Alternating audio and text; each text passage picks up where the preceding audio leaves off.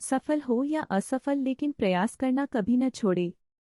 एक आदमी अपनी छुट्टियां बिताने के लिए अफ्रीका गया हुआ था। एक दिन वहां उसने एक हाथी को अपने नजदीक से गुजरते हुए देखा। उसे यह देखकर आश्चर्य हुआ कि इतने बड़े व ताकतवर जानवर को एक छोटी सी पतली रस्सी से पकड़ रखा है, जबकि अगर वह चाहे तो आसानी से वहां से किसी भी वक्त भाग सकता है, क्योंकि वो इतना बलशाली व ताकतवर जो है।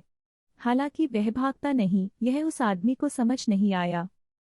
फिर उसने हाथी के ट्रेनर को देखा और पूछा, यह कैसे हो सकता है कि एक हाथी एक छोटी सी रस्सी को तोड़कर भागने का प्रयास भी नहीं करता। तब ट्रेनर ने उस आदमी को बताया, इन हाथी को हम बचपन से ही मजबूत रस्सियों से बांधकर रखते हैं और जब यह रस्सियों को तोड़ने का प्रयास छोड़ देते हैं, जब इन्हें यह विश्वास हो जाता है कि इन रस्सियों से नहीं छूटा जा सकता, तब हम इन्हें पतली रस्सियों से बांधकर रखने लग जाते हैं। इस सब से इनके मन में एक भ्रम पैदा हो जाता है कि जिसे हम बचपन से लेकर जवानी तक इस रस्सी को नहीं तोड़ पाए तो अब कैसे तोड़ेंगे, और फिर यह कभी भी प्रयास नहीं करते। वह आदमी यह सुनकर दंग रह गया। यह ताकतवर जानवर जब चाहे रस्सी तोड़कर भाग सकता है, पर यह नहीं भागता क्योंकि उन्हें यह विश्वास हो जाता है कि यह असंभव है। कभी कभार हम भी ऐसे ही हो जाते हैं, ठीक इन हाथियों की तरह। जब वह पहली बार असफल हो जाते हैं तो फिर कभी प्रयास नहीं करते।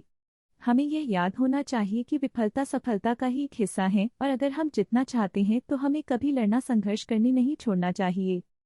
एलिफेंट रोप स्टोरी यह कहानी हमें यह संदेश देती है कि चाहे हम कितने ही बार असफल हो जाए, लेकिन हमें प्रयास करना कभी नहीं छोड़ना चाहिए।